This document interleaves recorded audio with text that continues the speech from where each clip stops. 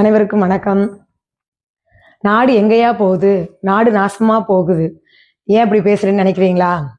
பெண்களுக்கு எவ்வளவு மோசமான ஒரு வார்த்தை வந்திருக்குன்னு பாத்தீங்களா? பெண்கள் முன்னேறினால் நாடு முன்னேறும் சொல்லி பல தலைவர்கள் சொல்லியிருக்காங்க.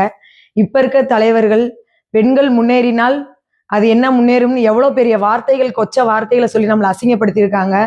இன்னைக்கு இருக்க ஆட்சியில பெண்களுக்கு எவ்வளவு மோசமான நிலைமையில் நடந்துட்டு இருக்குன்னு பாருங்க. ஒரு நடிகரை பத்தி தப்பா பேசினா ஆயிரக்கணக்கான பேர் குரல் எழுப்புறாங்க. அதே ஒரு பெண்களை பத்தி தப்பா பேசியிருக்காங்க, ஒருத்தர் கூட சப்போர்ட் பண்ண கிடையாது. அதாவது ஒரு ஒரு கட்சியை எதிர்க்கணும்னு நினைச்சேன்னா அவங்களோட கொள்கையை எதிர்க்கலாமே. ஏன் பெண்களை இழிவா பேசிதான் நீங்க அவங்க கட்சியை எதிர்க்கணுமா? அதான் அவங்க நீங்க நடத்துற அரசியலா கேக்குறேன். பெண்கள் நாங்க என்ன பாவம் செஞ்சோம்? விஜயண்ணாவுக்காக சப்போர்ட்டா நின்னது நான் எங்க மேல ஒரு தப்பா? பல பாலியல் தொந்தரவு நடந்துகிட்டு இருக்கு. அதெல்லாம் கேள்வி கேட்கறதுக்கு இங்க யாருக்கும் திராணி இல்லை, யாருக்கும் ஒரு இது இல்லை. பல பெண்கள் பாலியல் தொந்தரவு நடக்குது, பல பெண்கள் பாலியல்னால கொண்டிருக்காங்க.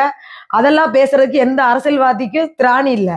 இதே விஜயண்ணாவுக்காக சப்போர்ட் பண்ற பெண்களை, பல கோடி லட்சக்கணக்கான பெண்களை விபச்சாரின்னு இன்னைக்கு ஒருத்தர் கேவலமா பேசியிருக்காரு. அவரை எழுத்து கேட்க நாட்டுல ஒரு ஆள் இல்லை.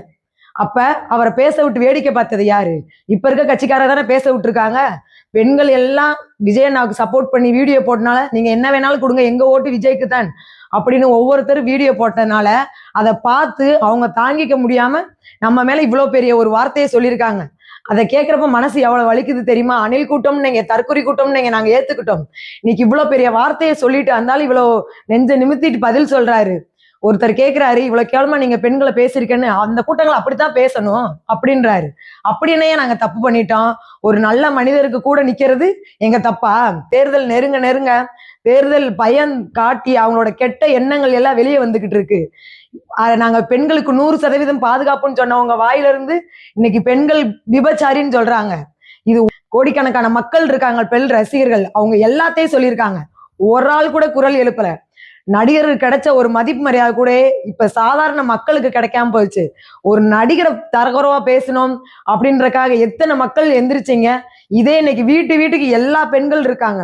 அவங்க சொன்ன வார்த்தை எல்லா பெண்களையும் குறிக்கும். ஆனா யாருமே வரலையே. ஏன்? இதே எங்க விஜய் நான் நினைச்சிருந்தா பெண்களை பத்தி பேசியிருந்தாங்கன்னு வீட்டுல இருந்தே ஒரு கடிதத்தை கொடுத்துட்டு போயிருக்கலாம். ஆனால் சிபிஐ ஆபீஸுக்கு நேரா போய் என்னோட அன்னைமார்களை, என்னோட தங்கச்சிமார்களை, தாய் மாதிரி நினைக்கிறவங்க எல்லாத்தையும் இப்படி ஒரு வார்த்தை சொல்லி கேவலமா பேசியிருக்காங்கன்னு சொல்லி இன்னைக்கு போய் கம்ப்ளைண்ட் பண்ணியிருக்காரு. இது மாதிரி என்னைக்கு ஒரு பெண்களுக்கு அவதூறு நடக்குதுன்னு, ஒரு பிரச்சனை நடக்குன்னு தெரிஞ்ச உடனே எந்த தலைவன் தரை இறங்கி ஒரு முன்னில நின்று நடத்துறானோ அவதான் முதன் தலைவன். தலைவனாகிற தகுதி எங்க விஜயண்ணாவுக்கு மட்டும்தான் இருக்கு. அவர் நினைச்சிருந்தாரு அவர் வீட்டுல இருந்து அவர் லெட்டர் கொடுத்துட்டு அமைதியா இருந்திருக்கலாம். பட் களத்துல இறங்கி, தரையில இறங்கி சிபிஐ ஆபீஸுக்கு நேரடியா போய் இன்னைக்கு அவரு கம்ப்ளைண்ட் பண்ணியிருக்காரு. பெண்களுக்கு நீதி வேணும்னா விஜயண்ணாவை தேர்ந்தெடுங்கள். விஜயண்ணா மேல எவ்வளவோ அவதூறு பழிகை சுமத்தினாங்க, அவங்க ஒய்ஃப் சுமத்தினாங்க, திரிசா வச்சு பேசினாங்க. விஜயண்ணா அப்பெல்லாம் குரல் கொடுக்கல. பட் மக்களுக்கும் பெண்களுக்கும் ஒண்ணுன்னு சொன்னனே இன்னைக்கு விஜயண்ணா களத்துல இறங்கி நமக்காக அந்த அண்ணன் இன்னைக்கு போய் சிபிஐ ஆபீஸ்ல கம்ப்ளைண்ட் பண்ணியிருக்காரு. அந்த துணிச்சல் யாருக்கு வரும்? இழுத்தரும் பெண்களை நம்ம அவதூறா பேசினவங்க, பெண்களுக்கு ஒண்ணுனா துணை நிக்கிற நம்ம விஜயண்ணாவுக்கு நம்ம துணை நின்று அவரை ஜெயிக்க வைக்கணும்.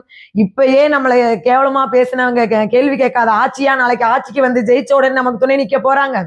ஏங்க என்ன வேணாலும் பெண்களை பேசுங்க, கடைசியில பேசக்கூடாத ஒரு வார்த்தைங்க. எப்பேற்பட்ட தாய்மார் வாயிலை அவ என்ன ஒரு தப்பு செஞ்சாலும் பெண்கள்னு சொன்னா மதிக்கணும்ன்ற காலத்துல இருந்துகிட்டு பெண்களை இவ்வளவு கேவலமா பேச விட்டு வேடிக்கை பார்க்கிற இந்த ஒரு ஆட்சியே கிடையாது. இவங்களாங்க நமக்கு 100% பாதுகாப்பு கொடுக்க போறாங்க. இன்னுமா நம்பிக்கிட்டு இருக்கிறீங்க?